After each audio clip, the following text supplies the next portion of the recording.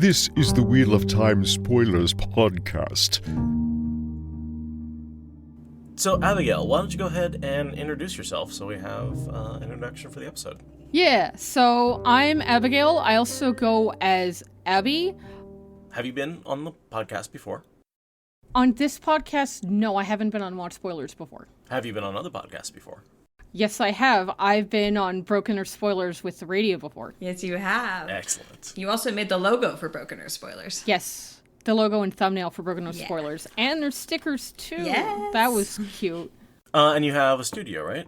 Well, I go by Geektio on Twitter, and I have a Geektio Studios thing, but the return on that is not great. No. Like, I'd be in the red if I had to pay myself a wage for the time I invested in it. I want to offload the last of my merchandise and just move on. And I've had Geektio Studios as my brand one way or another since I was about 20 or so. So that's going on for many years. And a science fiction author just retweeted my snark. That was fun. You know, best-selling Hugo Award-winning author James S.A. Corey retweeted one of my jokes. So, like, Nice. Okay, sure. I'm not going to abandon that Twitter account because not all of that Twitter I use with that account is a trash fire. But I'm, like, trying to figure out what to do with Geektio Studios and just pack it up and move on. Like, I'm in a period of transition right now. But you're an artist of many skills. You do lots of different kinds of art. You draw, you craft instruments, and all this stuff. You do lots of things. Oh, yeah. Like, every couple years, I'm like, I'm going to learn a new thing in order to learn a new skill and to deal with my anxiety and other brain goblins. And, like, that as a coping mechanism, which means I know how to do a lot of things like knit or crochet. I'm still selling my crochet Cthulhu's on Etsy, by the way, at Geektio Studios. And if anyone wants to buy them, sure. I still have my crochet me and timber right up here. Oh, yeah, you did crochet the podcaster set. I remember the pictures. I have another 10 or 11 that I want to make and mail off that I was supposed to make for JordanCon last year, but when JordanCon was canceled, my ennui caused me to not finish them. I have a bunch more of those knit dolls that I want to send off to some people. Some of them are in this chat, but... Yeah, I made some Broken Earth themed ones that I want to get to later, Iridia, but I don't need a mailing address until I, like, finish their hair and their face. But everything else is done. I will happily wait an indeterminate amount of time for that. That is delightful. I didn't make a mini you, but I did make many Broken Earth characters, and I hope you like them. I'm sure I will. And definitely DM, or at least tag NK Jemison when you get those done, because I guarantee she'd love to see those on Twitter. Facts. Yeah, I can do that, because, like, the thing about my Twitter account is the same with my page on Facebook, is that they originally started as, what am I making this week? I'll just share pictures of stuff I make. And then after a couple years, I started selling stuff I made, and now I'm just going back to my roots of, yeah, I made a thing. So when those dolls are made, I can, like, set them up and be like, this is that character and that's that character, and they're going to the person and then tag NK then.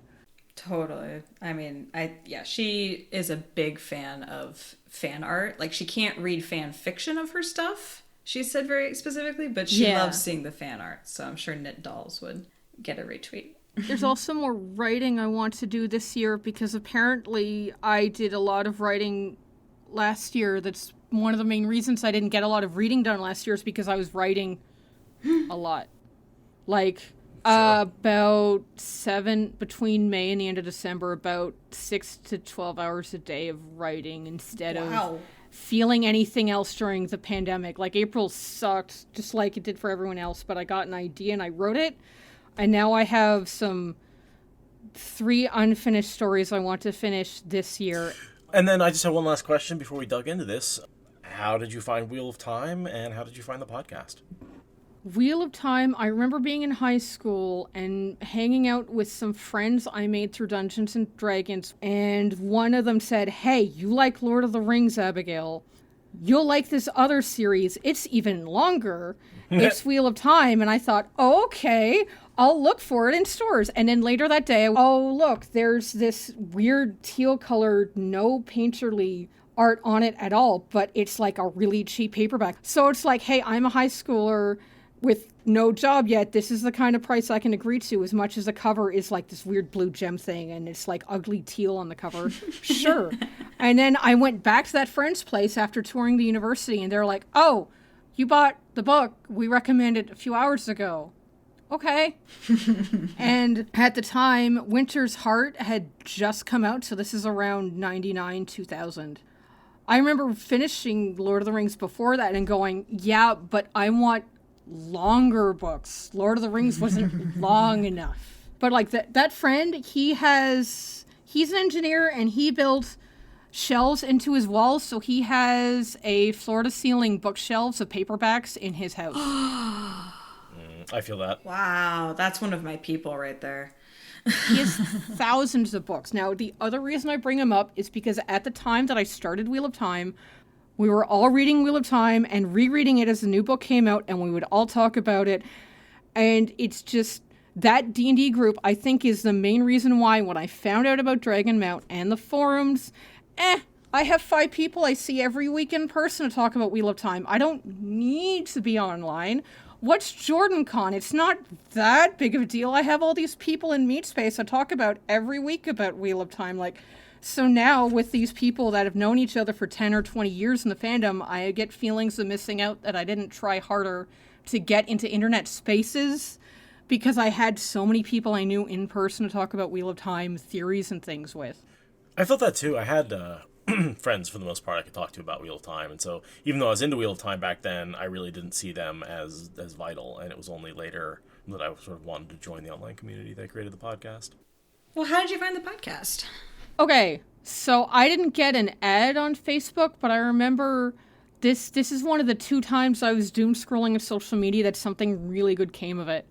It was the Facebook Wheel of Time fan community group page or something. I was scrolling, and someone was like, hey, I have a podcast. We're going to run ads. What kind of ads do you want to see? Do you not want to see ads? And I'm like, hey, podcasts, I listen to those. I know a podcast community that lives on their ads and have ads baked in to the podcast. Why, yes, I'm going to jump into this survey and be like, well, I've never listened to Watch Spoilers before, but I know ads are going to be a very important part of like making the business feasible. So I'm going to go in just to say on the survey that, yes, play ads inside the podcast. I'm here for this. And that was September, and by the beginning of October, I had listened to every episode available of Watch Spoilers and thought, well, I've done the binge, so now I need to jump into the Discord community and then get less than a month's notice on SpoilerCon 0 and be like, well, I do have the budget to fly to another country for a convention, but not in a month's notice. So I guess I'll go next year. And so I'm like getting FOMO looking into pictures of all these people in a bar. And that means I have a year and a month to save up for SpoilerCon next year. And then have a year to like get to know people on Discord so that I'm like, hey, it's you. We're finally in person and not just complete strangers, in meet space. So it would have been 2018. Yeah. 2018 was when I started listening to the podcast because Seth or Patrick put out a survey about putting ads or not inside the podcast. Nice. That's a really random way to find them. Right. I did end up making a Facebook friend in those comments be like, hey, I like what you're saying. Let's be friends and talk about Wheel of Time. Nice. And then I think like a week later, I just stopped paying attention to that page because for one thing, it's Facebook. But I still know that friend. He has a kid now. I don't know if I'm ever going to meet him in person, but like there are a couple good things that have come from doom scrolling Facebook. I can just count on one hand what they are. And being a part of this Discord community and finding about the podcast is definitely one of them. Nice. That makes me feel good. So this is chapter 51, The Taking, and our profile is the Dark Friend silhouettes. Yeah. The Dark Friend Aes Sedai. The Taking, obviously, is this is Rand in a box, man. Step 1, first you get a box. Step 2, put your Rand in a box. Yeah, this is when shit begins to hit the fan. This is the beginning of the end for Dumais Wells. We're still like a week out from Dumais Wells. This is when the rock slowly starts rolling downhill and is yet to pick up speed, but is inevitably going to reach its collision at the bottom of the hill. Mm-hmm. Exactly. Yes, exactly. very much. And obviously the dark friend, Galena, man. Galena and Katarine.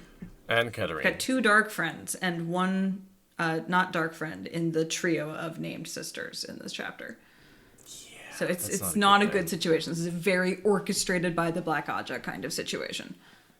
If I remember correctly, Galena's already been on screen, so there's no need to Dark Friend alert her at this point. We like to Dark Friend alert everyone when they're on screen as a Dark Friend, just to keep people up. But this is the first time we see Katarine ever, and she shows up repeatedly as the series goes on. Yeah.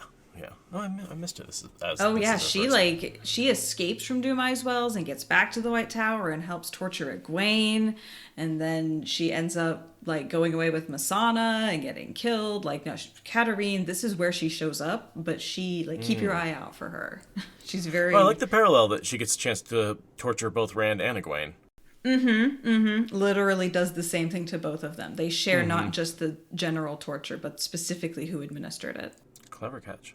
Apparently she's also in New Spring. It's interesting. She's showing us that the symbol in Bambi's book is the dragon fang. Oh, that is the dragon mine fang. Is the female silhouettes. Yeah, mine is also the dark friend faces. Yeah. So that's interesting that we have a difference in printing here. Mine is the 1995 edition, it looks like, of Lord of Chaos. But I know I bought it in 2000-ish. So I probably have the older edition because my edition has the Dark Friend alert, Dark Friend Channeler logo, not the Dragon Fang. Bambi, do you have a date on yours? That's mine. If you go to the ISBN page, usually the book is printed on the very most recent year on that whole page. Okay, mine's 94. Oh, mine also, the dedication of this one is for Betsy, not Harriet. Yeah, I was actually going to point that out at one point a while back, but I forgot. But yeah, this one's actually not dedicated to Harriet. Yeah, mine's for Betsy as well. It's not a first edition paperback. Oh, one day I'll get my hands on a first edition Eye World hardcover. I'll keep looking. Yeah, this is definitely not first edition because it's got Brandon Sanderson books listed at the front. I work at a vintage store when it's not a lockdown. I have gotten so many new condition Wheel of Time paperbacks doing this. So next time I reread, I'm not going to read battered 20-year-old books. And one day I will find a first edition Eye of the World. I'm still looking. I have 3 extra copies of a later edition of the Eye of the World that I can hand out as soon as I can hand objects to people outside of my household. Yeah, I always have trouble hanging on to Eye of the World because, I give it away. It's meant to be given away. I'm keeping my original. It's been through too many things. Well, that's fair. All right, I'm going to go ahead and read us in. Rand let Sulein hold his coat for him to put on for the simple reason that he would have had to rip it out of her hands physically to do otherwise. As usual, she tried to shove the garment onto him with no regard to details, such as where his arms happened to be. The result was a small dance in the middle of his bedchamber.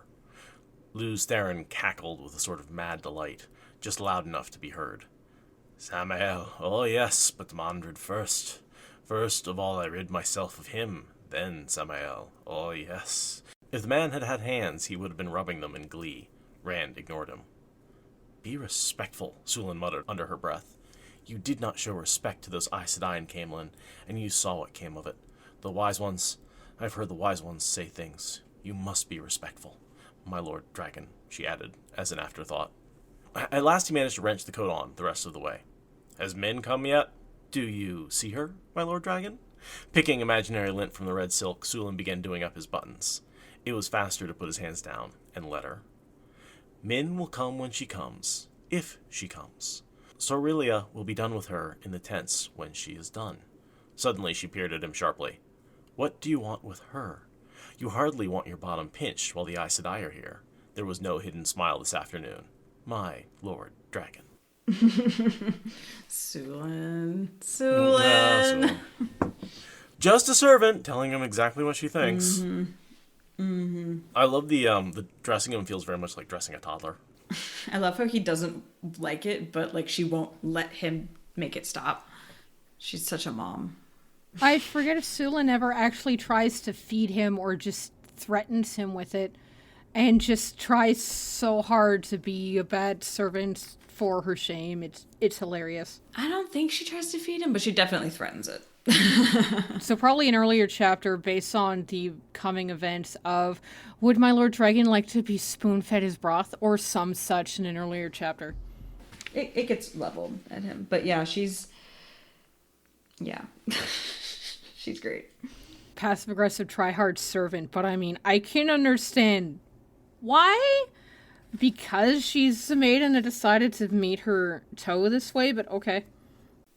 But yeah, Luce Theron is like spazzing out completely. Definitely. Underneath Rand. Rand is just like, all calm exterior, and inside Luce Theron is just like running like rampant insane. I didn't see anything that would have set him off.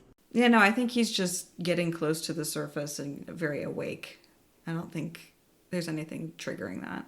It's just a bad day. I mean, because of the imaginary line between Luce Theron and Rand's head and Rand, it could have been that he just thought of Demandred and Samael, and then Luce just went off on it before Rand even started thinking about them. And then when he says, "Has Min come yet?" First clue that something's wrong. Right there. Something's wrong. Min has been kidnapped at this point. It's happened. I assumed, so I don't think so, because I think Sulein went to the tents, sent her back, and that's where she disappeared. But no, Rand is already annoyed that she's not here. Because she Oh, knew she okay, he right, was supposed she's to be late. here.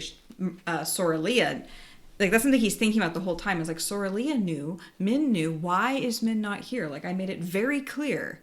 Excellent point. So No, it does make sense. This very first line, first page, it's, yep, the ball has been flicked and is starting to run down the course. Why did they abduct Min?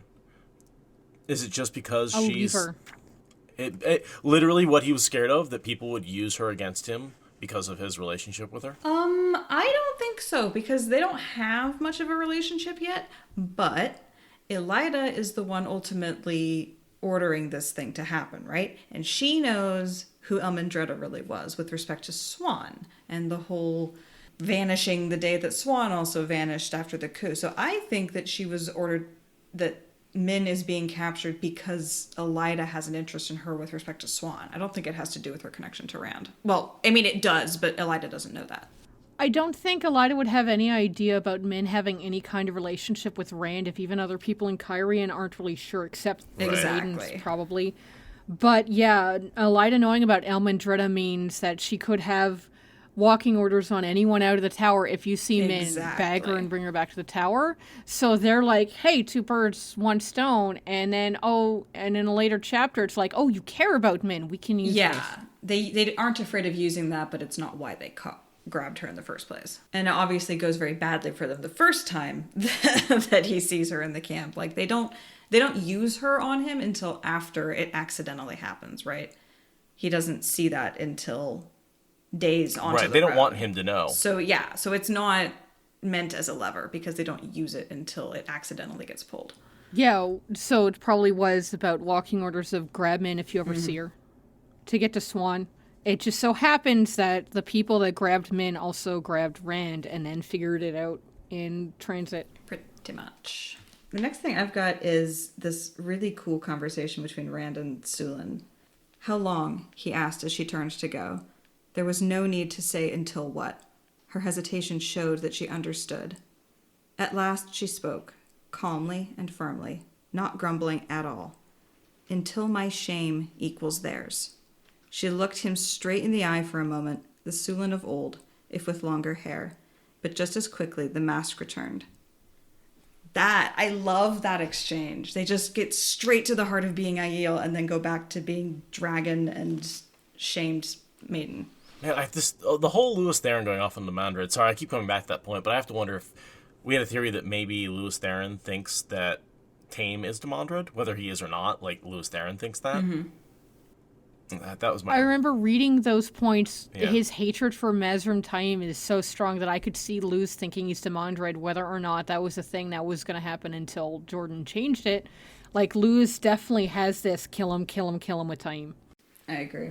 My only other thought, and this is a huge stretch, is that Demandred was somehow, or that Taim was somehow working with Galena, and was somehow, like, maybe he kidnapped Min or something, and Rand sensed something. I mean, I can't bring anything together. Yeah, I'm trying to put, like, maybe Demandred, because, like, okay, so here's actually a better argument for that.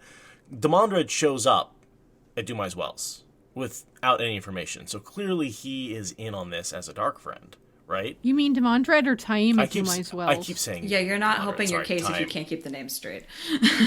Because in this theory, I'm saying that LTT thinks Taim is Demandred, Gotcha. which is right. So I'm sort of interchanging the names in this case, but Taim is the one who shows up in Dumai's Wells, you're right. And therefore, he's somehow involved, and I think he's involved because he is, perhaps through Forsaken, in conversation with Galena. And so that maybe somehow his presence was sensed by Rand, and LTT, and that's what sent him off about Demandred. He can't have sensed Taim because Taim doesn't get involved until weeks or a week Months later, from now. Like, he's not part of the initial kidnapping. We don't think. No, we don't. There's no evidence for that. He's very busy building up a private army. Like, I told you I was starting with a big stretch. okay, big stretch. Fair. Yeah, Rand's being arrogant and Luce Theron's being paranoid. That's basically what's happening here. Also, what's up with this whole Demandred wanted Illenya? Like, really, Luce? Really? We're going there? We're going with this is all about a love triangle? Well, I mean, maybe a love square because Lanfear's also in the mix at some point with something, but yeah. Lose. I mean, that was his whole thing, though, was he wanted everything Rand had. His title, his height, his power, and his girl. I mean, we never see that from Demandred, like, or any of the other Forsaken in the slightest. Oh, Demandred was the second best Forsaken at everything Luz did? Mm-hmm. Yeah, like, I've never heard of Illenya being, like, some sort of, like, enviable prize to She wasn't Demandred. like Helen of Troy or anything. But exactly. maybe Luz was like, he wanted my title. He wanted my girl. Screw Demandred. Yeah. Or maybe Demandred just wanted Illenya because it would be mean to lose. So it's not actually part of his character arc now that she's dead. Right. I don't think it matters much to him. He just wanted what was Luce Theron's. Yeah, but he does get all, like, lovey-dovey over that Sharon princess. Right. So, like, he does have a soft spot for romance. The idea, I think, was that changed him. Like, for the first time, he felt some sort of love, and that's why he was able to be a champion of those people. So maybe, like, he definitely knew how to put on the airs of being in love for the sake of stealing other people's partners, but it had never actually, like, clicked, and it was a total rom-com subplot in Shara that we never got to see. How to gain a Forsaken lover in 10 days. My take has always been that Luz is completely a fabrication of Rand's mind that is feeding off of past memories from time to time, so there is a possibility that Demandred in that moment is just, he wanted Illenya too, just because Rand is trying to tie Demandred to some other memory of some other person that Luz knew when he was alive. Yeah. Like, there's no proof that Demandred actually had a crush on Illenya. So there is, like, you can't prove that this is or isn't true, that maybe Rand's fictional version of Luce Theron in his head is saying that, Demandred also wanted Illenya because just another reason to not like Demandred. That's kind of where I was, like, giving Luz the side eye. Like, come on, Luz, it's not always about that. Come on. So, yes, I kind of agree with you. Even though I do think it fits Demandred's motif to be jealous about everything. A lot of it fits. Somewhere between all of these answers, the truth lies. Definitely. It definitely does fit. I just wanted to drop the possibility of maybe Rand through Luz in his voice in his head is just... Demandred was also jealous of that too. Yeah, no, I completely buy the headcanon that LTT believes in Demandred. Like, I completely am signed up to that now, so this fits with that really neatly. I mean, it does make sense because there are loads of characters that come up with this great idea with these theories and things, and then they're just dead wrong. Mm-hmm. So Luz thinking that Demandred is the thing and turns out to be dead wrong could be the thing that actually sends us on the wrong path of, well, Luz thinks that time is Demandred, so obviously time is Demandred. What do you mean time isn't Demandred later? Yeah, Totally. Yeah, and the only thing I'll say is, like, the wiki and everything else states, like, fact that Demandred was interested in Illenya, and part of not getting her was part of what turned Oh, really? him. But I do think that is all based on this quote, right? Yeah, because it's not in anything he says ever. Right. So, like, when I look at the wiki and they state this as fact, but we're also taking LTT's and Rand's view of LTT's opinion, which, I mean, he's right almost always about the Forsaken, right? How often is Rand ever wrong about how the Forsaken look or act or their habits? Almost never. You know, so... He knew Lanfear's name, and that right there should be, like, a thing that, like, okay, Rand is in touch with some of his past memories somehow. Right. And we've seen a ton of that between him and Asmodean and stuff, and things he said that shouldn't be... There's no way he would know them unless he was getting memories from... Names LTT. the places that Right. got Asmodean to do the loot version of a record store. Yeah, yeah. Exactly. What? Basically pulling a Brigida. Yeah. So yeah, Rand is feeling extremely confident, overconfident, and good about himself, and it's all the warning signs, and he heads into the anteroom to meet with the Tower Embassy, and we see Chiad and Bain actually in a minute. Yeah, and you notice that the shame about servants prevents Chiad from looking the servants in the face. Yeah. Yeah, I love getting her perspective as an Aiel who's only just recently had to come to terms with the news about Rand, right? Because Perrin and Fael just got here. So, like, you're getting to see, like, the bleakness, like, coming and going. I don't think we ever get another POV from Bain, but this one is just such a cool peek inside an Aiel's perspective. And yeah, she doesn't look at the servants because it's shameful, and then she could have saved the Karakarn.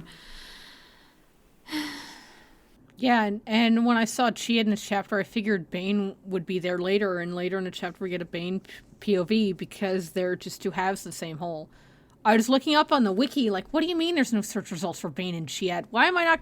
Oh, I'd said Bain and Chiad, I'm not getting any search results. That makes sense. That's amusing. I love that. It's because on Twitter at times someone has a Bain and Chiad Twitter account, so now when I search for them, I default to Bain and Chiad in the search terms. And on the wiki, like, surprise, no results, because you have to search for them separately. They are actually still two different people. Lies. They're just first sisters. They're not twins. They're not two halves of the same whole, but they're pretty close.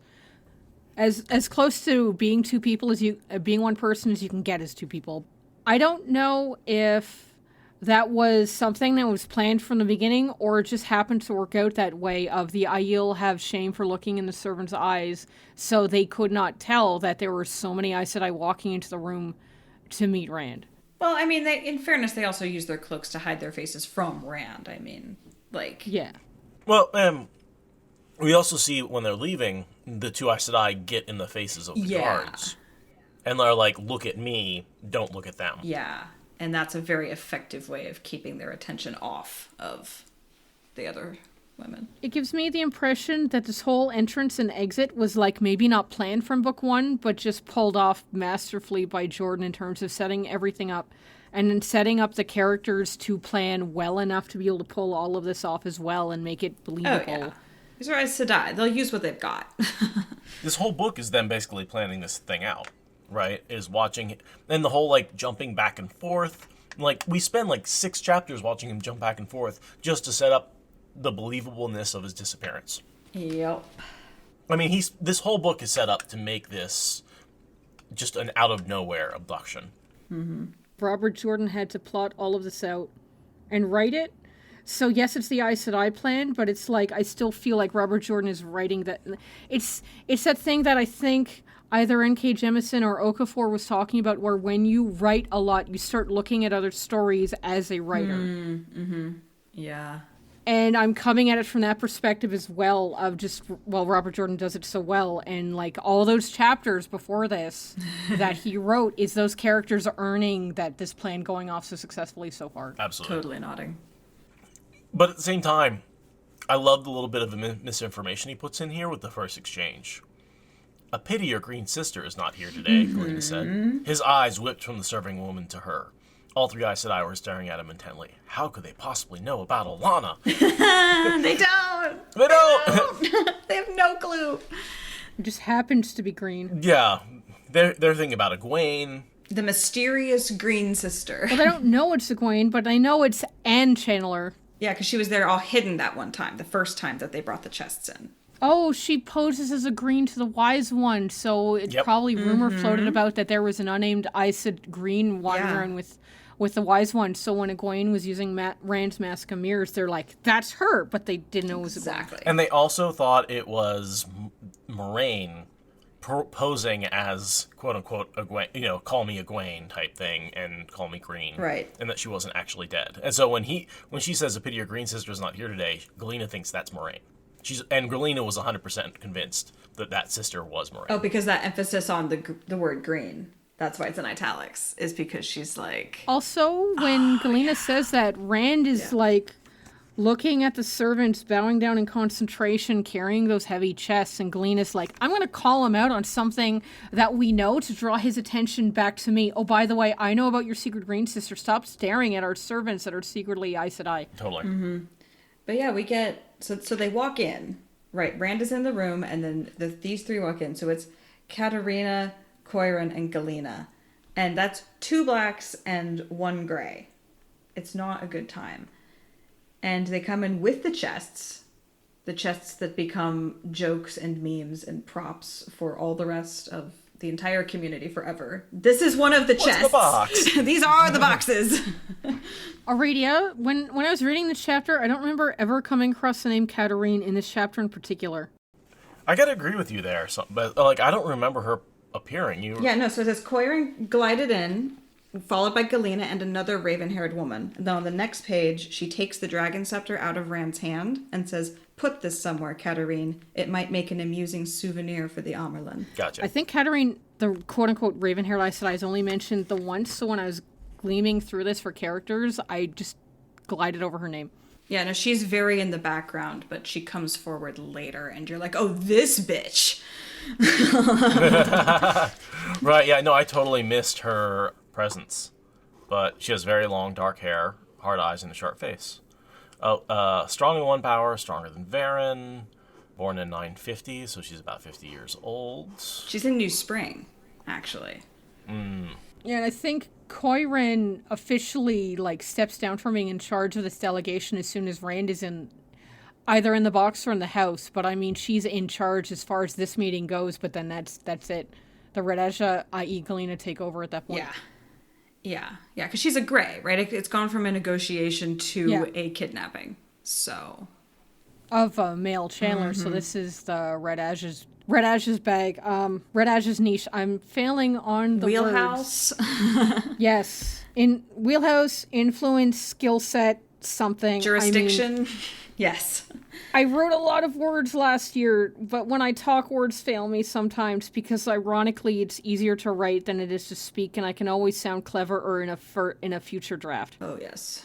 Editing is magic. But yeah, it's hilarious how Rand totally has the power and is super confident right up until a Circle of 13 cuts him off. He does not realize how screwed he is.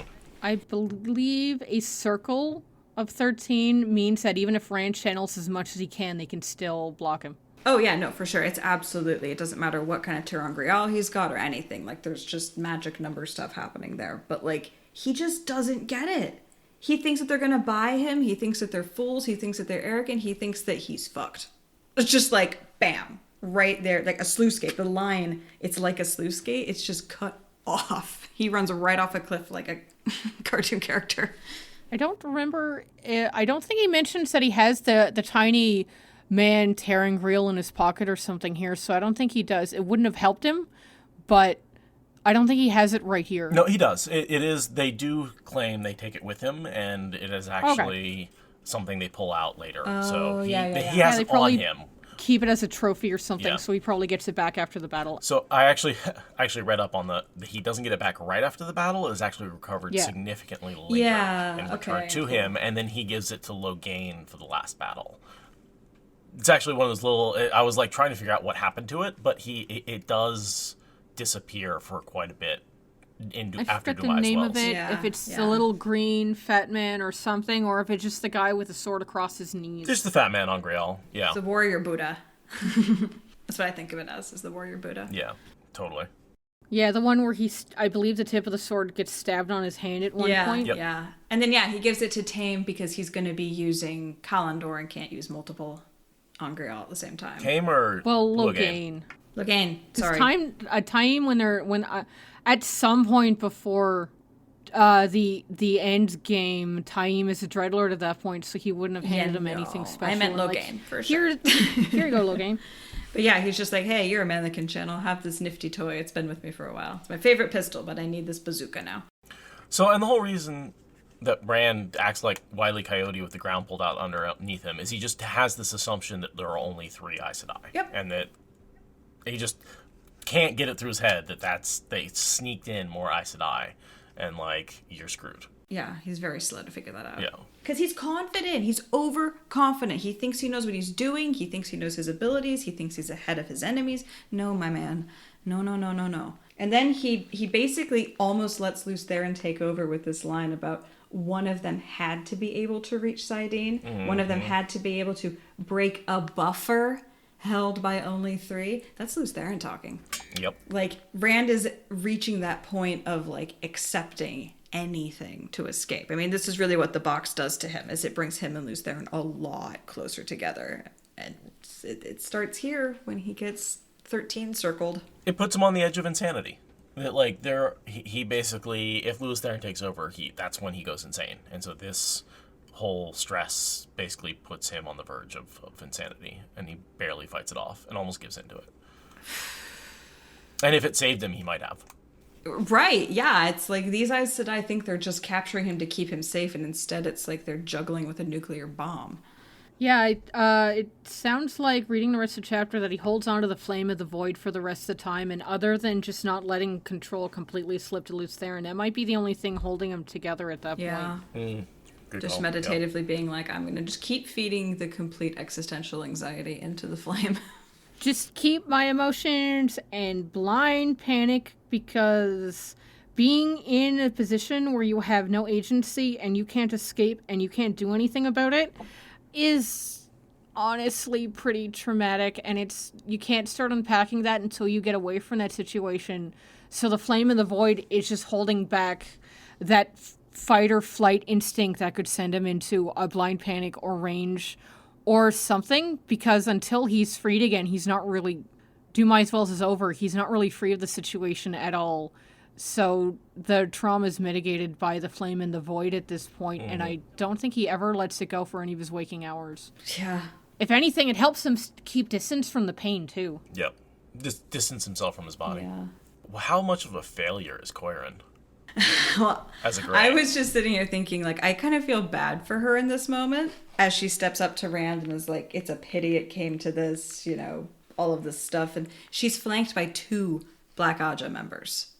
She's up there genuinely thinking that she's doing her job as a Grey and all this stuff. And it's like, you are just the front for this entire spider of Black sisters. She was doomed to fail because it was Rand. I don't remember which wiki page I was reading about how the fact that 3 Aes Sedai were officially sent to greet Rand is a greater honor than many monarchs ever get. And Rand was like, whatever, you're just a tower. Like, he's not impressed by them. He doesn't treat them the way any other monarch under normal times normally would, which puts them on, well, because he's not respecting the respect that they're giving him by spending 3 Aes Sedai, he's already put them on bad footing. And Galena and the Blacks' influence on this delegation probably means that Coirin was set up to fail on the off chance that Coirin could talk him into walking to the White Tower. It would have worked. But knowing Rand, it was always doomed to fail. And with Galena's plan and the box and everything they did, it sounds like the Black Azure are convinced that, no, we have to put him in the box because that is what the Dark One and or Ishmael wants, is Rand in a box. So Rand being Rand and the Black Azure behind the quote-unquote plan B means that Coirin was probably always doomed to fail, and she didn't know it. Exactly why I feel bad for her. She's on the wrong side, doing the wrong things for the wrong reasons, but, like, she's at least there in good faith, unlike certain sisters. I'm sorry. When you fail and you decide, oh, I'm not getting what I want, so I'm going to abduct you, that is not good faith. Okay, fair. I don't think she's the one that insisted on that part of the plan. But that's fair. Like, I don't think Koirin is completely in Elida's pocket, but between her being part of the White Tower and she does not protest too much about the backup plan, that it's Yeah. Okay, she accepts the backup plan as the plan B, as this is the plan now, I'm going to go along with it. And just whether or not she was ever on Elida's side or just happened to stay at the tower when the Saladar sisters broke off, it's like she's been on the losing side of history from the very beginning. Oh, yeah, no, I'm not defending her. She is complicit as all fuck. But she's also one of the only people who's not there deliberately sabotaging everything on behalf of the dark side. She doesn't want Rand to be in the box. She just and does her best, but otherwise she doesn't stop it from happening. No, she's very complicit. Yeah, she's literally like just standing back and letting it happen once it's clear that Rand's never going to go with them to the White Tower. You know, one of those, like, all she had to do to let evil win in his case was just do nothing. And she's doing more than nothing. I mean, she's going along with it. It's just that, you know, she's... Yeah. I think she shielded him. Oh, leading the circle, They all had to. You think she's leading the circle? The entire group of them had to link. Yeah, someone has to lead, and it's definitely going to be the head of the embassy. Mm-hmm. That's my question. Do you think it was Galena or do you think it was Koirin who actually held the shield? I'm not sure, but I could see it being Koirin up until the moment where Rand is in a box and successfully hidden away in the house, because that's officially when Plan B actually works. I could see Koirin in that room leading the circle because she's still officially in charge. Mm-hmm. And also looking back, Koirin's soft round jaw was set with the determination. The other two actually smiled. So the determination makes me think that she's the one who's creating the shield. That's like right before she shields him. Yeah, and Galena wasn't weaving the shield because Galena was just trying to distract Rand in the last moment from channeling by, like, don't look at the servants and their ageless faces. No. Look at me. And then Koirin's weaving the shield in that moment. Yep. That would make... Yeah, the person leading the circle has to be the one doing the weaves. Yeah.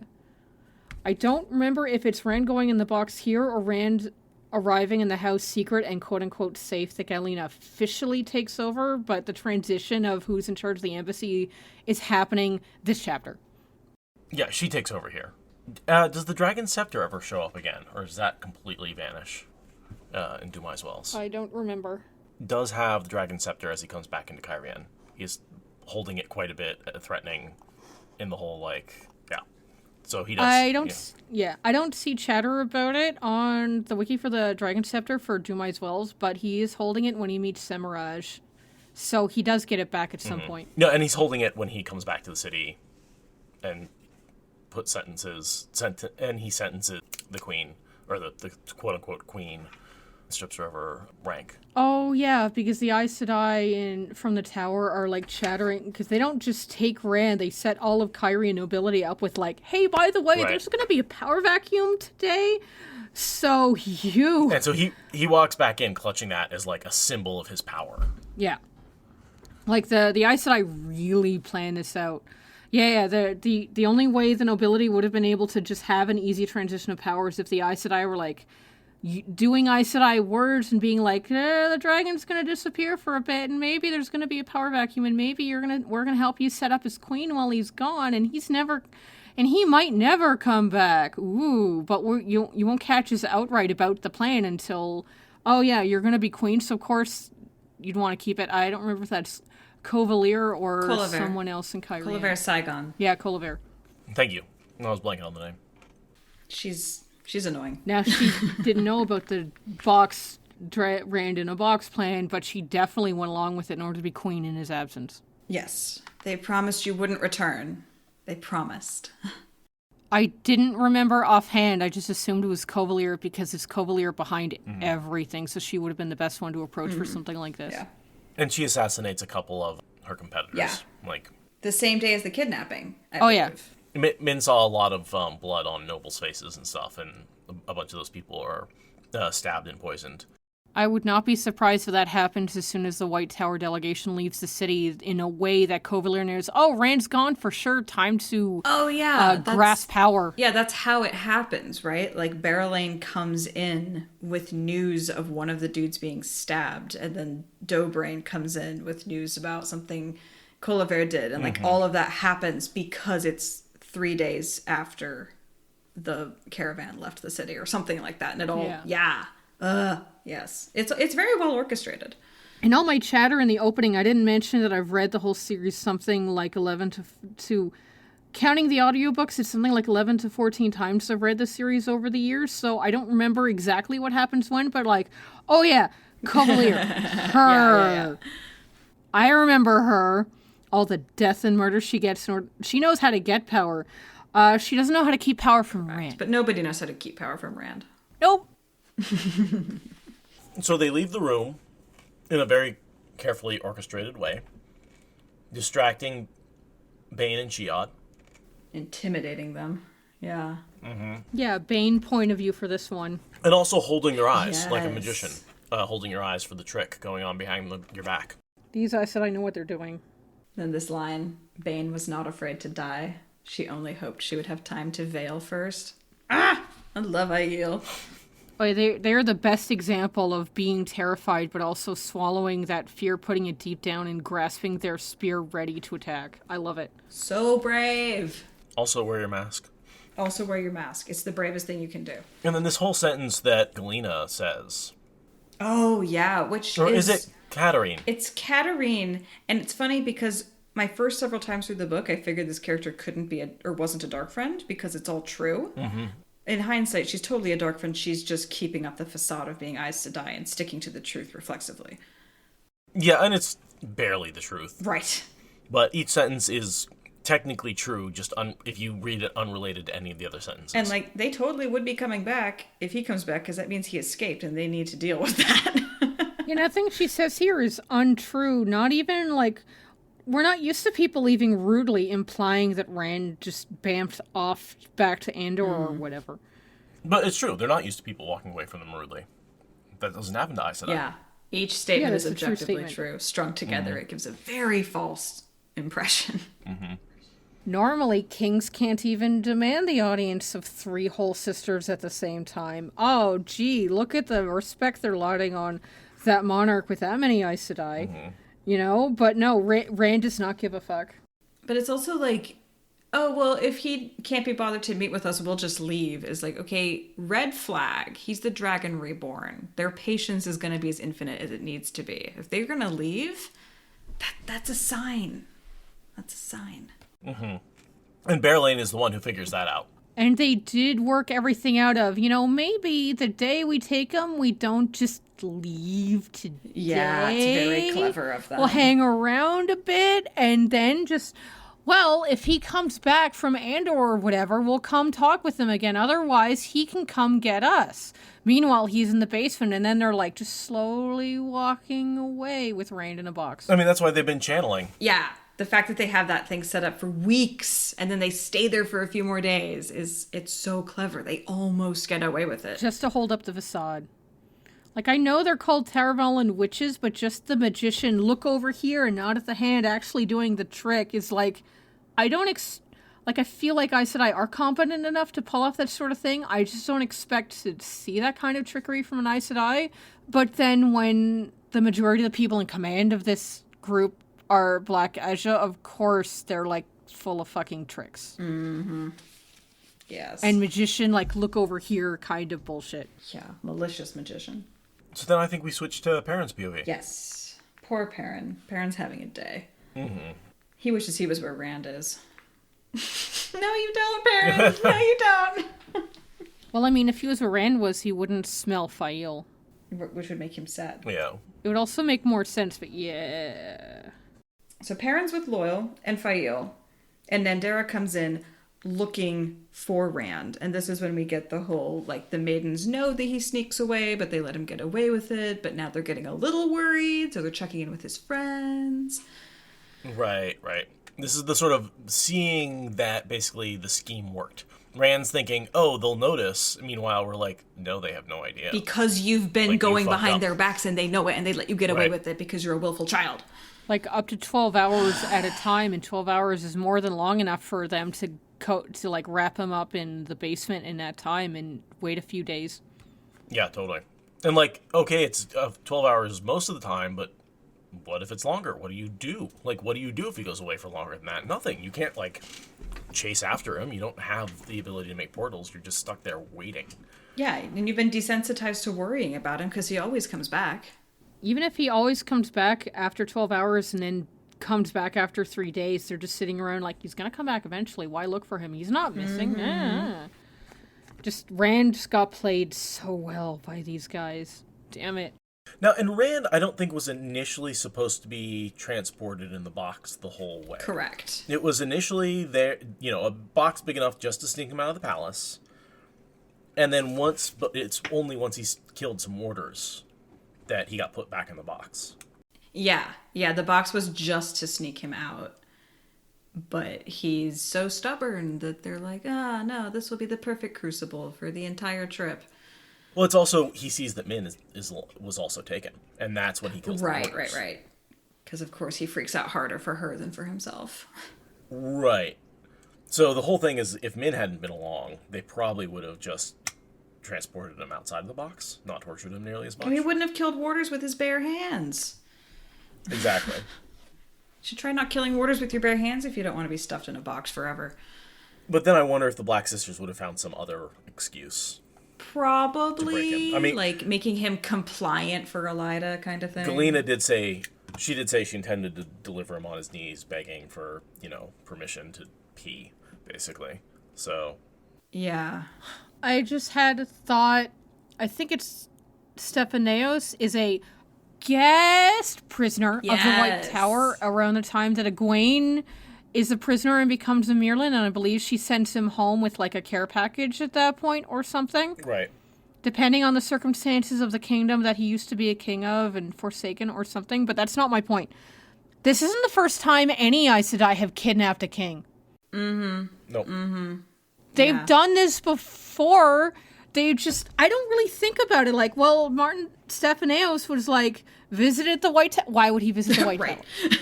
But he's, Logain was dragged there kicking and screaming and shielded. Like, Rand is not the first time that ML Chandler has been trundled up and put somewhere where the Aes Sedai can manage him. Mm-hmm. And 2, it's, like, not done explicitly, but, like, they kidnap monarchs all the time to get what they want. Rand is just the most powerful one in the long list of kidnapped monarchs, either to replace them with someone friendly to the tower or just to be like, have you learned your lesson?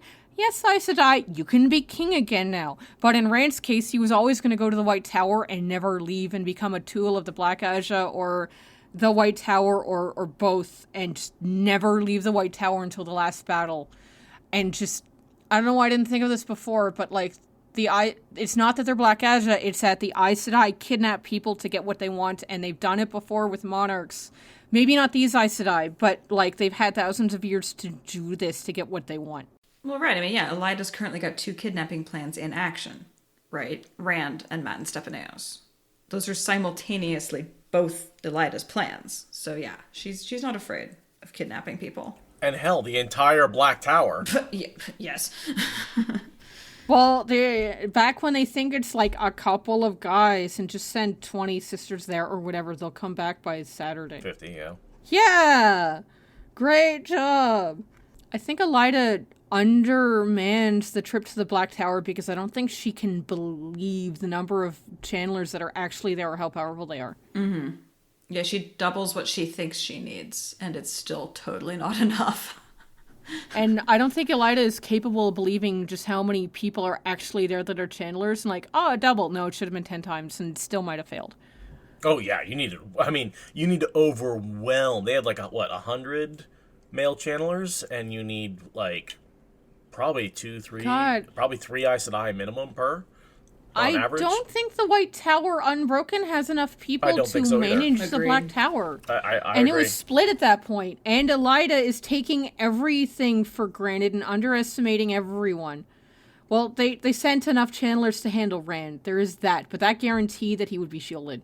Mm-hmm. And actually, they had shifts, so they had way more than 13 Aes Sedai in that house. Oh yeah, there's something like 25.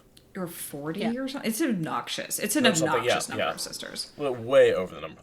If they're doing shifts 24 hours a day, there's got to be more than 30. Oh, Super Skylight says it's 39. Yeah, it's a lot. Yeah. That's a massive percentage of the White Tower's strength, especially now that it's thirded out from the split. To hold a shield on a male channeler, you need 6 in order for them to not be able to break out, 13 to guarantee that they can be shielded, 6 to maintain the shield, as is tradition, because 6 soft points, and not letting them break out. And you don't need to channel that much to maintain the shield, but you're doing it all the time. So that's 6 people for, let's say, 8 hours a day for 24 hours a day. So in order to not exhaust them, there needs to be well over 30 Aes Sedai in that tower. So yeah, Super Skylight caught there's 39. That makes sense.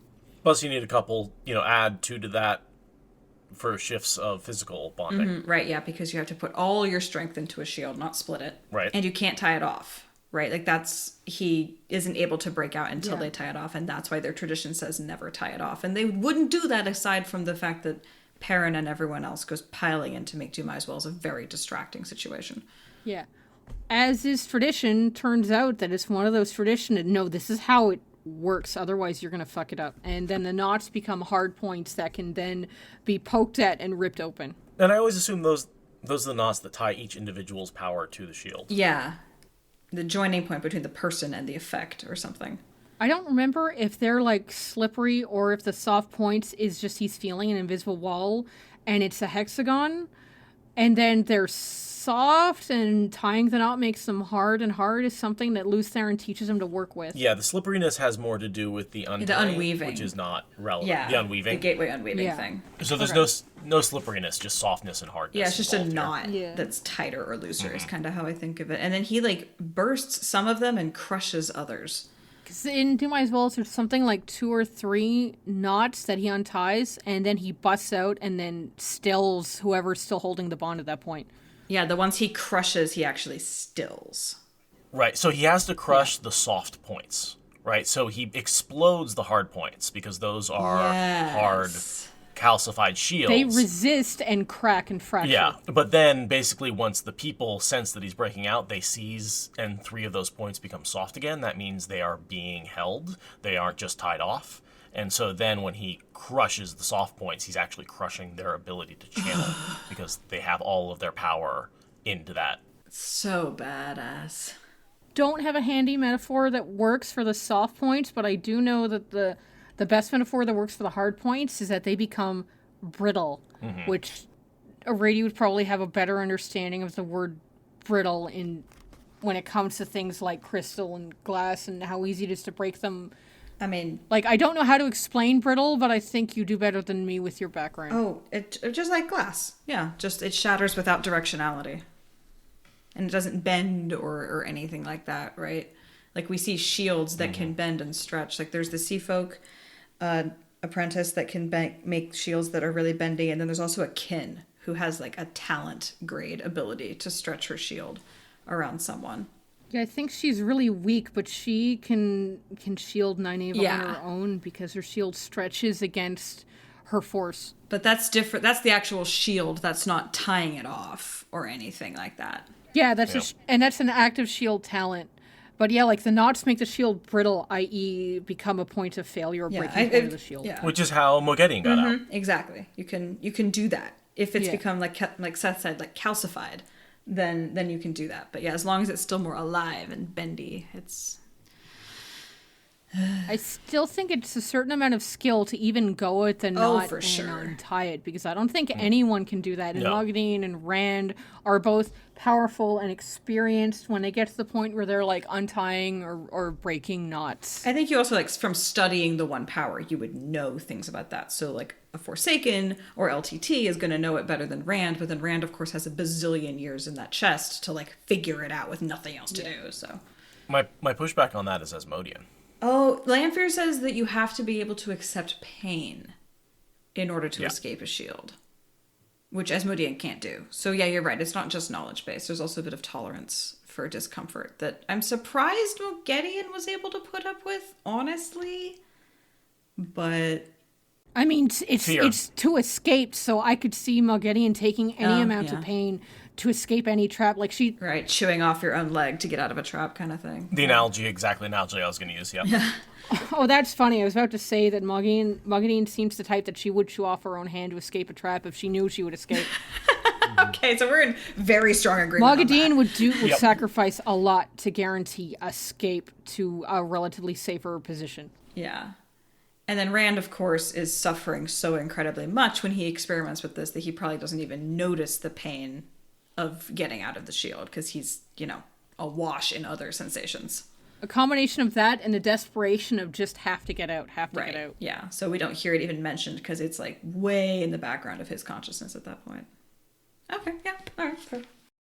So yeah, story time. I had a reason for choosing this chapter. So when I started reading these series, I'm like, I like this character. Lan is my favorite. I can relate to Egwene. But in the process of reading the series, I ran into some issues with mental illness and hospitalization in ways that throughout my 20s, I found that there was a bunch of ways that I can relate to some of Rand's experiences in things that it happened again and again. But the thing I found was that Wheel of Time was still there. Mm-hmm. Mm-hmm. It wasn't a topic that was tainted by my mental health history. And then I could be like, Rand got out of the box and he got better by the end of the series. But it just there's a bunch of things with traumas and some of the mental illnesses that Rand go through that, yeah, I can relate. I've been there. So that I kind of wish I had something like the Flame in the Void to kind of push stuff away until I could deal with it later. I don't. I did learn how to meditate in my teenage years, but that helped me more with my recovery than the moment itself. I had to choose one of the chapters of Rand being in the box, and I chose this one of the actual moment, and it's just the actual trauma of being somewhere where Rand can't escape, is being pushed aside by the Flame in the Void until he can deal with it later, which lucky him, but Rand's not my favorite character. There's just a bunch of ways that I can relate to him that most people can't because of my mental illness background. But it's that box. I don't like that box. It's not a fun time for anyone. And it's this is Wheel of Time spoilers, so I can be yeah, Rand both gets out of the literal and metaphorical box one day.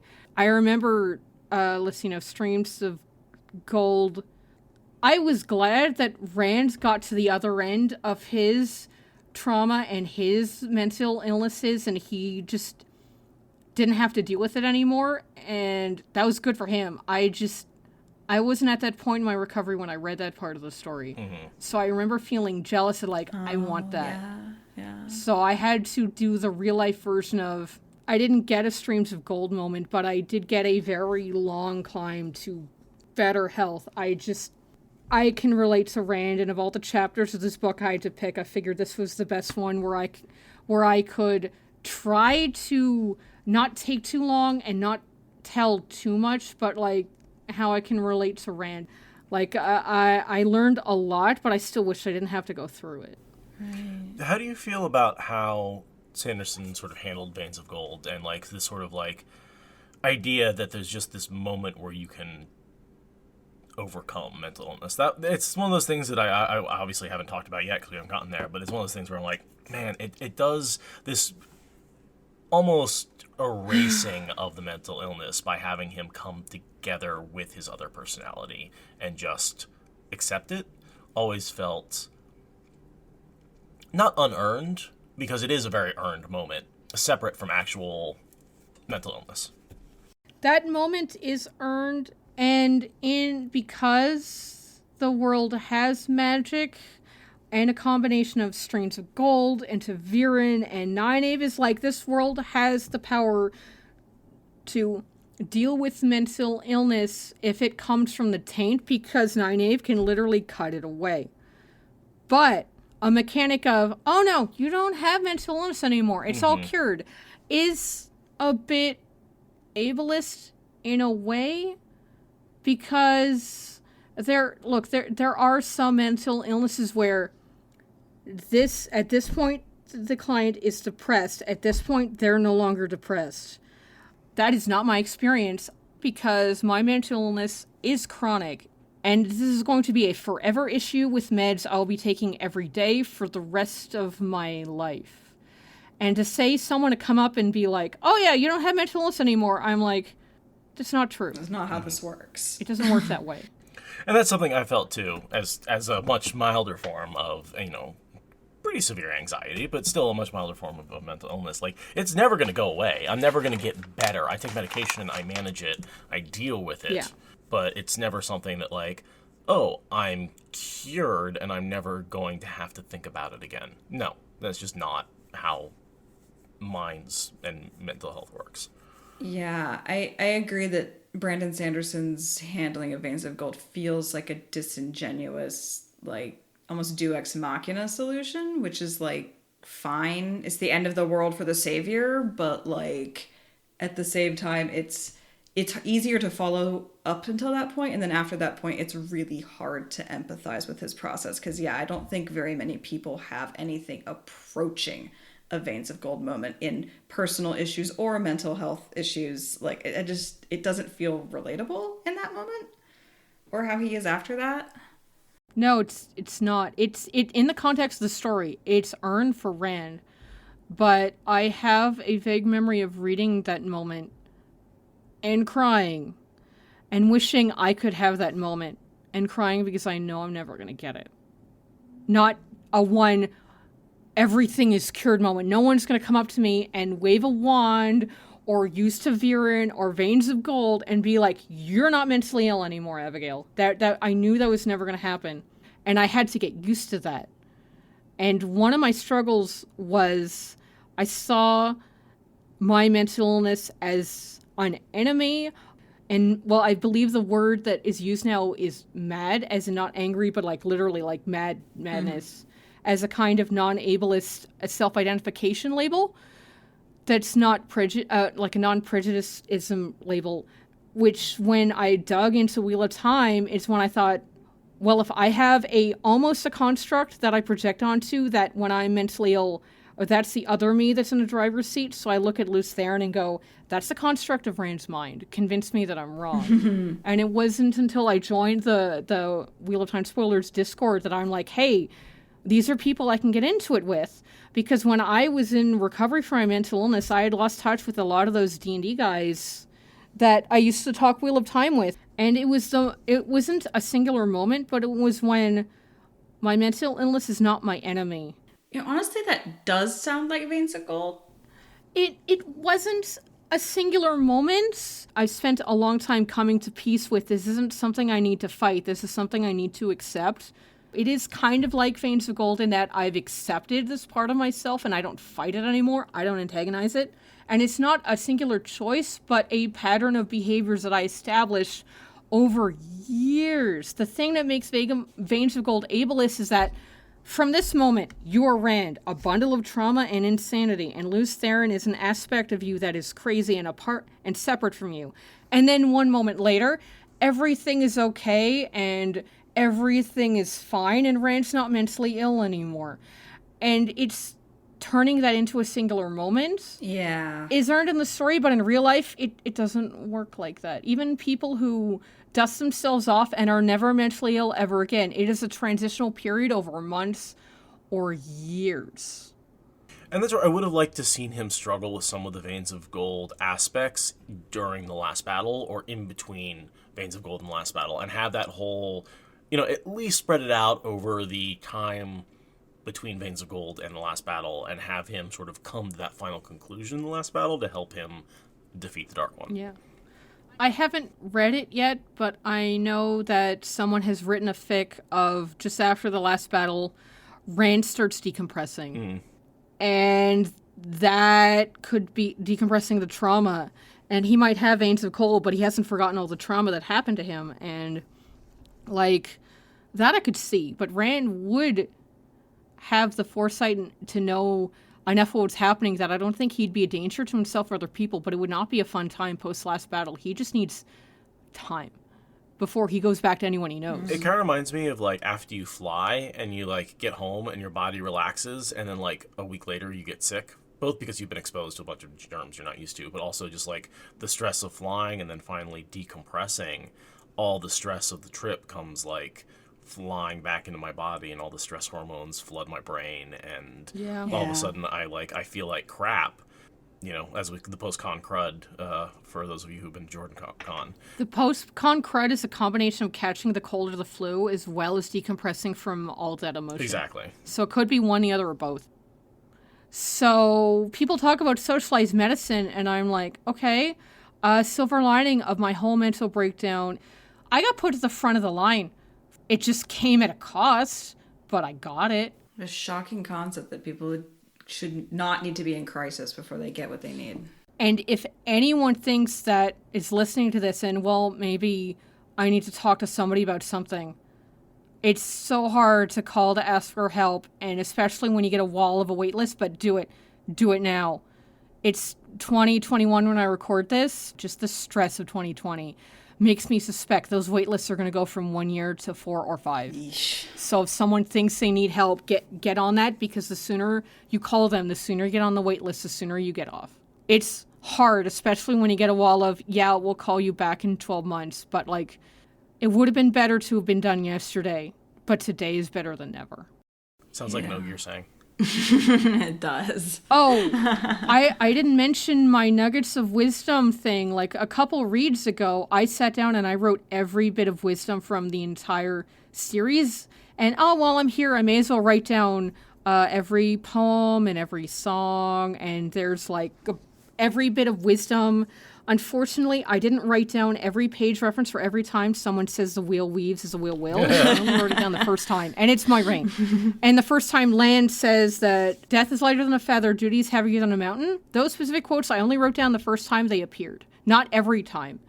But through each notebook that I'm in the middle of transcribing digitally so that I can share them through Twitter of Time and other people that are interested, every now and again I come across a bunch that I wrote because, well, after this quote, I came up with my own.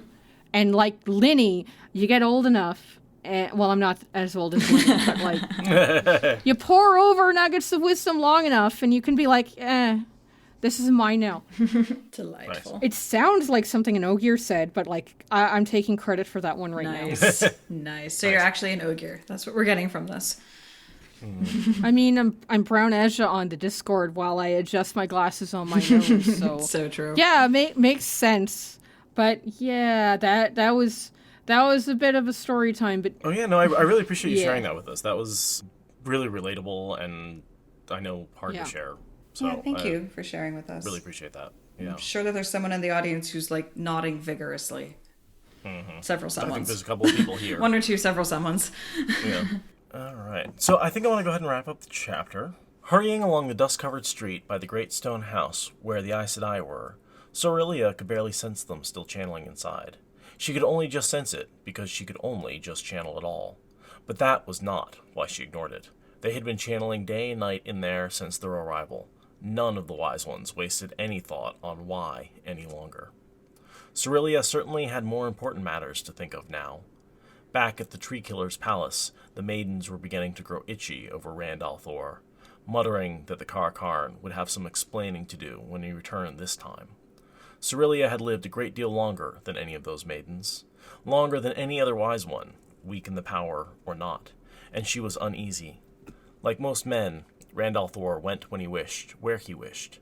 Men were like cats in that. But this time, at the same time he was flitting off, Min had vanished somewhere between the tents and the palace. Sorelia did not like coincidences, no matter how many surrounded the Karakarn. Wrapping her shawl against a sudden feel of chill in her bones, she hurried on towards the tents. Your instincts are right, Sorelia. Your instincts are so right. So close. It's right there. Just right there. Did you guys mention when I was lost in my internet about how he was thinking about that not an inch, not a hair line about trust? We did skip over that, actually. Okay, that was the only real thing, because I know I dropped out because my internet flickered, but that was really the only thing that I feel like we need to talk about is that he's already thinking, why had he forgotten Moiraine's advice? Trust no eyes to die, not an inch, not a hair. Like, that's the mantra. That's the box mantra. That's what it becomes to him when he's getting beaten. He's not an inch, not a hair. He just repeats that to himself over and over and over again. Yeah, and it's just like Sorelia is like probably 20 feet straight away from him, right? Like walking by the basement, and like if there was just a window, she could see him, but... Right, there might be like 5 feet between them. Yeah. And all her instincts, all her spidey senses, all her maiden reflexes are all just like, something is off. Because she sent Min back in time. Right between the tents and the palace is when Min vanished. So Min got nabbed after Sorelia sent her back. That's what I was wondering. I'm wondering if Sorelia went to send her back and she'd already gone back. I don't know. And had disappeared. I don't think Sorelia ever... Because Sorelia went to go send her back. We don't get clarification if she actually delivered that message, okay, or if Sulein and Sorelia are not the same person. Because he sent Sulein to go get Min, right? From Sorelia. Right. Yes. And it makes sense that when Sulein ran to get Min was already taken at that point. Right. Yes. Right. I just haven't been talking for a minute because I'm managing my cat to make sure he just doesn't step on the keyboard, and he... I thought I heard some purring in there. Yeah, I saw the waveform. He definitely purred loudly right up next to the microphone. Galena's also threatening to force feed Rand. I also think that's interesting and worth noting. That's the torture we get set up for in this chapter. Eat or you will be fed. Yeah, he gets a lot worse than force fed, but that's what we think is happening for the anxiety that ratchets up in this chapter is eat or you will be fed. It's like, that doesn't go good places ever. No, that's the sort of thing they do in, detention camps when people are hunger striking and they're, abusing, violating human rights, which of course they're doing here. There's no doubt. About 100 years ago was when women who were disruptive or peacefully protesting or just otherwise diagnosed with, of course the word slipped off my head, is hysterics. And oh, that, yeah, I thought you were talking about the suffragettes. Yeah. Well, some of the suffragists that were arrested were probably thrown in at the time it was called the psychiatric ward. Then, because you get stripped of all your agency and your legal rights, so like someone who's using their legally right to protest women to vote, one solution is just, you're crazy now. You have no agency. You have no rights to protest. You have no right to leave. Not even by starving yourself out. Yeah, they try to hunger strike and they get force-fed. I think I've seen some edge cases where someone actually, got out, but while they were in hunger striking, they were force-fed. Yeah. At least in my case, I wouldn't have been diagnosed with hysterics. I would have been doing it to, keep me alive. Whereas 100 years ago, the psych ward was more a bludgeon to set people and forget them, whether or not they were actually mad. Yeah, and this world is much like our world of 100+ years ago, where human rights are an abstraction at best. This world does not have the concept of human rights at all, I don't think. There's not really any hospitals, and it is possible to get, normal, non-taint-driven mental illness, but, other than just having the local wise woman treat people and maybe having a support network in the household, there's not really anything you can do for the mentally ill or otherwise chronically ill in Rhineland. It's not, I guess it's not addressed, maybe not at that scale. I don't think they have the infrastructure for hospitals, but it's not really ever a thing. If someone goes mad, what do they do? The one wolf brother they thought was going mad, they just locked in a shed. Yeah, I mean, it's one of those things where the Yellows should be out there setting up a hospital and doing all of this stuff, and they aren't for some bizarre reason. Ishamael. But yeah, it's a world without mental illness, because that would make the story complicated or something. At the same time, I get the feeling that Robert Jordan is aware of at least some mental illness, especially PTSD. That's a given. Yeah, no, that's not fair. There is mental illness, but yeah, he doesn't address how non-taint-driven madness is ever dealt with in this world, and it's a little bit of an oversight. I feel like Grendel actually is Like, Right. Grendel is the Yeah. person who dealt with that sort of thing. Like, she dealt with mental illness that could not be dealt with the power. Like, that was her whole... It's true. He did include that in the Age of Legends. That's fair. One way to put it would be a psychic surgeon in terms of what she's doing for someone's mental state. That might be the shortest way to put it. She was also a sort of psychiatrist, psychologist as well. But it sounds like she could do things in the brain that could be like, and now you have the thought patterns of someone who is not schizophrenic. To the point where maybe their tech level was up so high they didn't need hospitals. They just hired a Yellow Aja of a Sidene or Sidar channeler. And the really bad cases, they pulled Grendel before she fell to the Dark One and treated things so quickly that like they didn't really need hospitals. Right. I mean, yeah, you could like compel someone to not hurt themselves, right? You still need to treat them, but yeah, you can compel them to not hurt themselves until you give them the surgery to never hurt themselves again. Then you can remove the compulsion. I do think the compulsion was frowned upon, though. Yeah. That's something evil. Would make sense. Agency is important. The compulsion in that case is more like triage. Yeah, and you could like lay like temporary on them, right? You could put people in like medically induced comas with magically induced comas. But yeah, we don't really. They lose a lot of the medicine and ethics of the Age of Legends on the slide down from the breaking to the modern day. Absolutely, yeah. If nothing else, just the involuntary bonding of orders tells you what they think about human rights. Yeah, there are no Geneva Conventions. There's no Universal Bill of Human Rights. Like, no, they don't. But they probably did in the Age of Legends and just lost it because desperate times or whatever. Yeah, the breaking wasn't exactly like, it was more of a, literally post-apocalyptic world, right? Like, as we've seen in a lot of videos, all sorts of laws, societies, and norms break down in post-apocalyptic worlds. Yeah. And like, what is human and what is valuable and what is flesh and what is edible change in post-apocalyptic worlds. Ugh, yeah. All things change during a season. They sure do. Yep.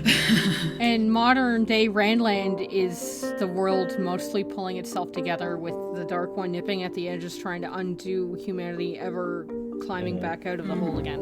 Yeah. Yeah, you got tentacles pulling you back down. Very much so. And everything's fracturing and falling apart.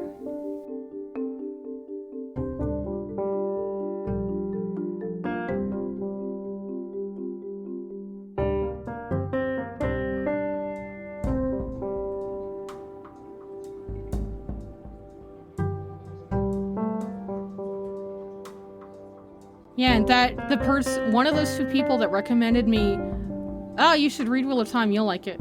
The person I moved in with when I as soon as I was able to move my parents' place, that's been the same person with this whole time. We started dating after high school, and I proposed to him in 2018, and we decided to put off the ceremony until 2020, and that's not gonna happen. But yeah, I'm engaged to my warder of 18 years, and we're getting married. I don't know when, but he's been like my rock, my warder. If he were on the Discord, he'd be more like an Ashaman, because there's things about mental illness he can also find relatable in a way that some of the things the Aes Sedai and the novices go through, like. So I look at the community in Discord and I'm like, I've been through the ringer several times. I'm just going to call myself Abigail Sedai as my nickname on this Discord. Because, yeah, I've been through the eye of the needle enough times that I can, like, claim that. Oh, yeah. For you sure. Know? Mm-hmm. I have enough. I was cursed with interesting times before 2020, let me tell you. And 2020 was only tied for first place for worst year ever. It's not my worst year ever. I've had too eventful life. I mean, I gotta say, I've actually had a pretty decent year.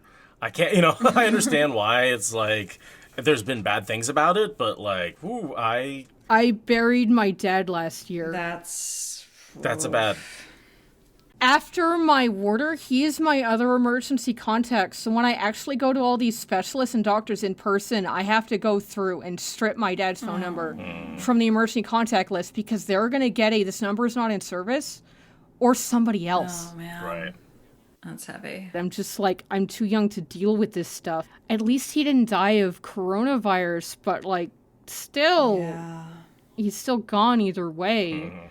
It's just I've been cursed with, it's not even just 2020 sucks. It's just, I feel like I've been cursed with interesting times from a very young age, and I hate it. Fair. I was one of those idiot teenagers. I want to go and save the world. I want to be a part and do things. Turns out that sucks. All of a sudden, Matt becomes very relatable. Oh yeah, staring your own death in the face and getting out the other side alive is something.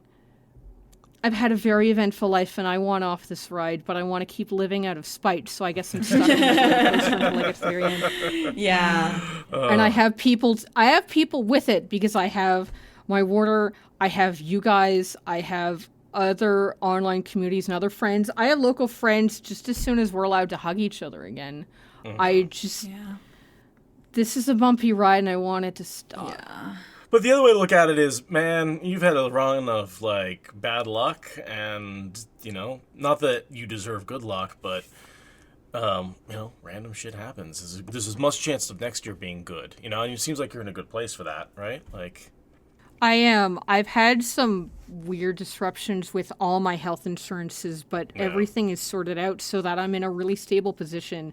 And one of the fortunate things about my dad passing away is what he's leaving behind will help. I didn't want it now. I wanted it 20 years from now when he was in his 80s. Yeah. You know, my mother recently just went through ovarian cancer and has come out the other side and survived. And I'm eternally grateful for that. And it's just been, I can only imagine just losing her now. And just how unequipped I am to deal with that. I wouldn't function well. I still sort of like, when she got cancer, I was just like, well, yeah, but of course you'll be fine. You're my mom. Right. Like, there's no, it's hard for me to even contemplate the fact that, you know, it's a real risk to her life, because my mom doesn't die. That's just a fact of life. I knew it was going to happen someday. I mean, I'd like to live to a very, very old age. I mean, the futurism in me is like, I'll live to 130. I'm probably going to actually live to like my 80s or 90s or something. I want to be a teenager unless something again. Sudden happens. So I see my grandmother who lived to her 90s and how many other people she outlived. And there's a certain amount of, if you live long enough, you're going to outlive everyone you know and survive to a world that is not the world you grew up with. And I'm trying to figure out how to mentally prepare for that. Yeah, well, fuck those people. I'm like, good. Get rid of all those assholes. No, I mean, it could be a better world, but I mean, like, me in my 20s and 30s is growing up in a world that changes because I come to understand it better. Mm-hmm. Or changes because some people made it worse or something, or they could make it better, but the world is going to change one way or the other, and I need to understand to be able to get used to that, so that in the next 50, hopefully next 100 years, that I will want to be in that world, and there's going to be a world for us to want to be in. Right. Yeah. And I don't know how to prepare for that other than just to try, but ultimately that means that, well, if that's my goal, then I'm going to outlive my grandmother, I'm going to outlive my dad, I'm going to outlive my mom, and my warder's a couple years older than me, so I could outlive him one day. I'm more likely to outlive him than him outlive me. Yeah. Unless something sudden happened. So I'm not ready, because I thought my dad was going to live to his 80s. He's gone now, but like, there's going to be a world where everyone I know is not going to be around anymore if I live long enough. And you don't know if you're ready for that until it happens, but I want to be willing to do that. It's just, you still can't prepare for loss. And part of that is being able to make new friends and be able to make new connections and be like, yes, you do lose them as you go through life. Life does constitute change. That's what living is. People come in and out of your life, no matter how much of a rock you might think they are.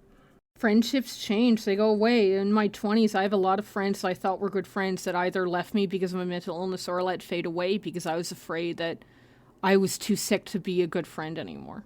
Or just being friends with anybody is hard and it takes work. And I've had so many friends that I lost not for any particular reason other than we just stopped putting the work into it. Yeah. Relationships too. All sorts of friends are one, but all relationships take active, involved work. Mm-hmm. And as we get older, a lot of times we want to put that work into other things like our careers or our families. And so our circle of friends tends to shrink.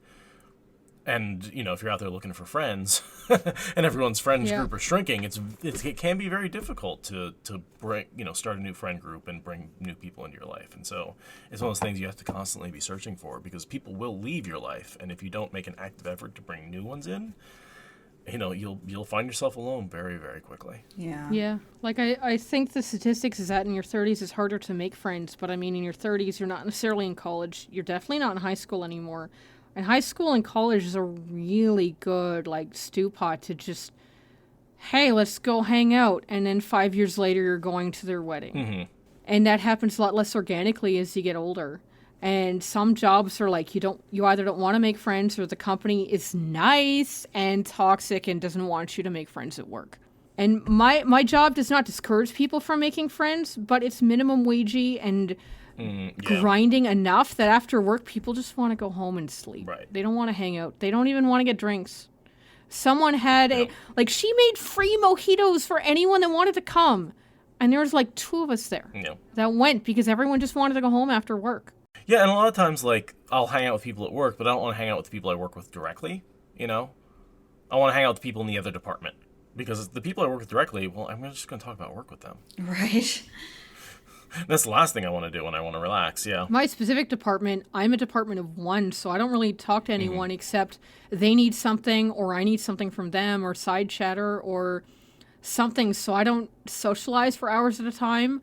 But for me, that's great because I don't want to talk to people. I just want to sort books for most of the time. But because that half of the store is so physically demanding, people just want to go home. Yep, you're back of house, that's for sure. Then the front of house is cashier, so they're talking to people all day and customers. So it's not physically demanding, but it's socially demanding. So they come home. They don't want to talk to anyone. They just want to go home and sleep.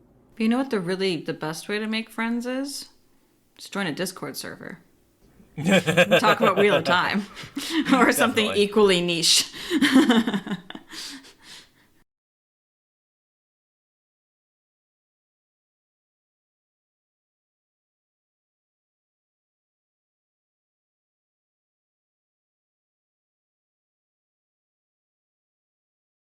The last book in so long, like, he's the kind of person that will forget the main characters' names as soon as he's either done the book or the scene.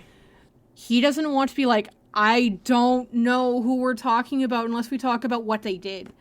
Because he won't remember their name except for a few people. Unfortunately, Jordan reminds and you. I'm like, no, don't worry about it. We're cool nerds. Come on in. You'll enjoy it. The water's fine. And now I'm at the point where he has to reset his Discord password. So I'm like, yes, I just need to get him to do that one more thing.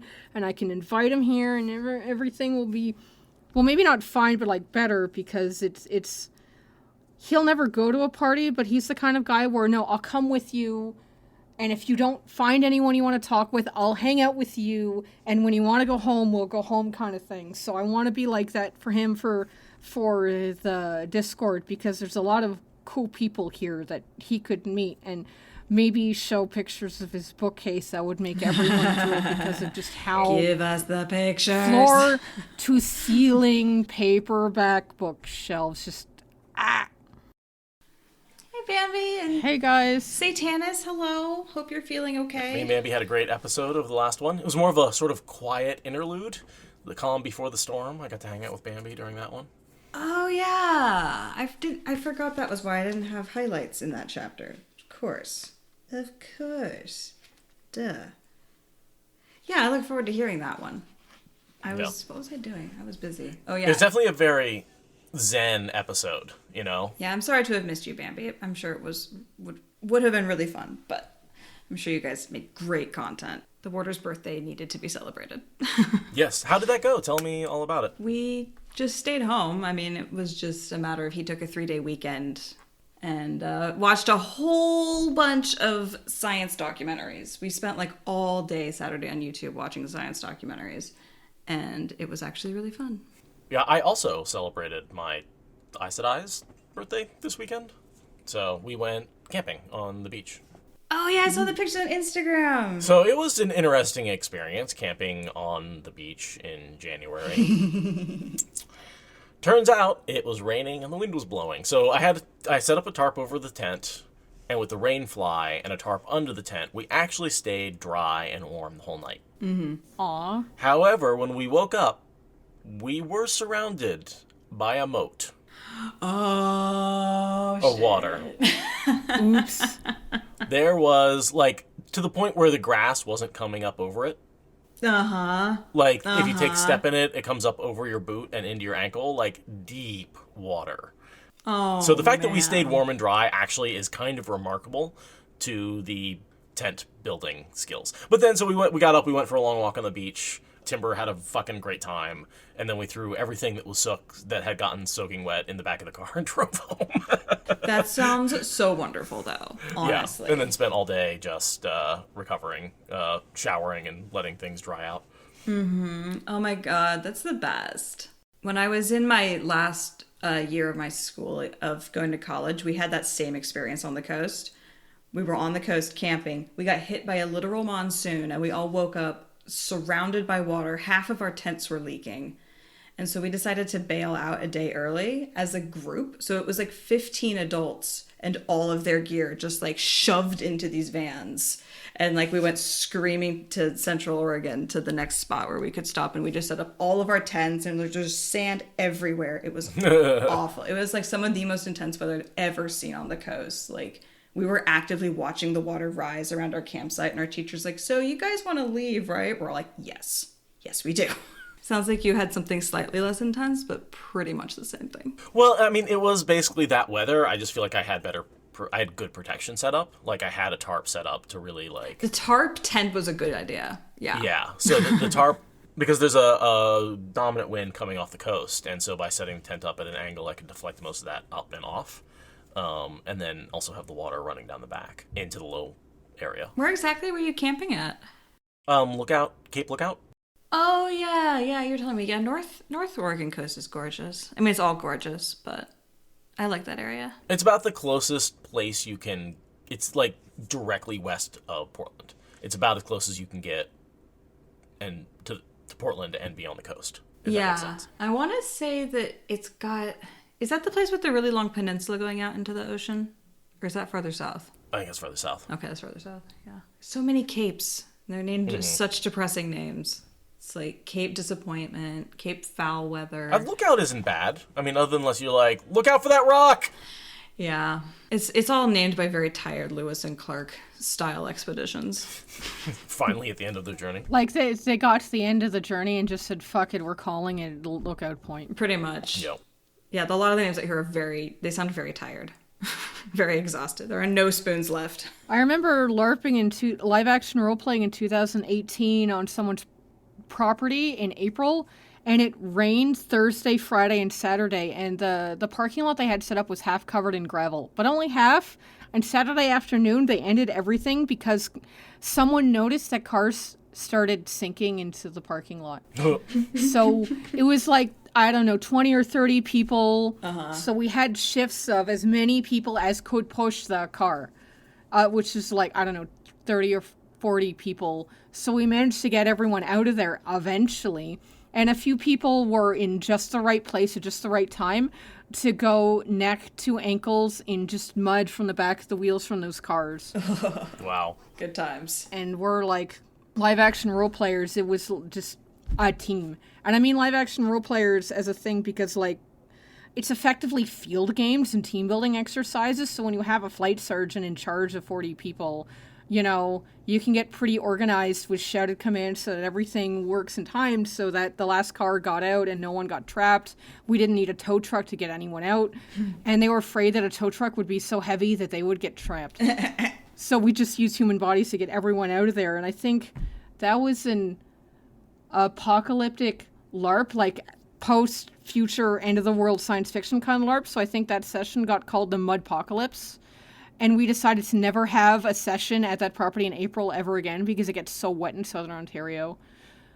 It's a cool story, but, like, let's never repeat that ever again kind of story. Yeah, you gotta wait till either have the ground frozen so you can drive on it or, like, fully melted and dry. Drained. Thank you for listening to the Wheel of Time Spoilers podcast. Rate us in the Apple Podcast app or support us on Patreon. Is that good enough?